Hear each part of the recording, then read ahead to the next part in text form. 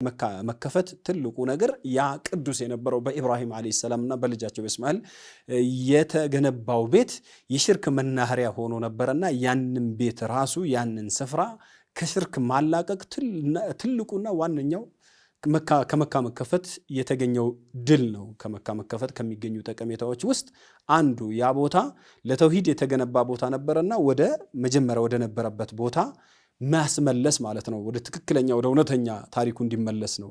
ነብዩ ሰለላሁ ዐለይሂ ወሰለም መካ እንደገቡ መጀመሪያ ያደረጉት ምንድነው? በዙሪያው ያሉትን ጣዖታቶችን በሙሉ ሰባብረው ወቁል ጃአል ሐቁ ወዘሐቀል ባጢል ብለው እውነት መጣ ሐሰት ተወገደ፣ ሐሰት ሁሉ ጊዜም ጠፊ ነው ብለው ነብያችን ሰለላሁ ዐለይሂ ወሰለም ያደረጉበትና ይሄ እዚያ ቦታ ላይ ትልቁ ቢላልም ጣራው ላይ ወጥቶ ካዕባ ላይ አዛን ማለቱና የሽርክ ዘመን ማብቃቱና አዲስ የተውሂድ ዘመን መጀመሩ ብስራት የተነገረበት ነው። ከመካ ፋይዳው ትልቁ ይሄ ነው። የመካ መከፈት እንግዲህ በሙስሊሞች ላይ ተሰልጦ የነበረው በተለይ ሰይፍ የተሰበረበት በመካም ውስጥ የነበሩ እስላምን ለመቀበል የሚፈልጉም ሆነ እስላም የተቀበሉ ሰዎች ላይ እንግዲህ እንግልት ሲደርስ ነበርና ያ ሙሉ በሙሉ የተደመሰሰበት ነው።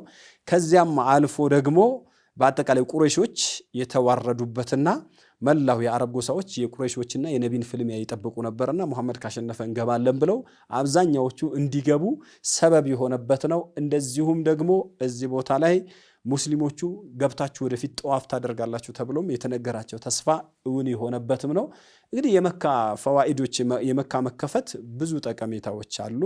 እንደው በአጠቃላይ የኩፍርና የሽርክ ሴንተሩ ሙሉ በሙሉ የተንኮታኮተበትና ያ አካባቢ ለኢስላምና ለሙስሊሞች ጠቀሜታ እንዲሰጥ ትልቅ ፋና ወጊ የሆነበት ድል ነው ተብሎ ነው የሚታሰበው።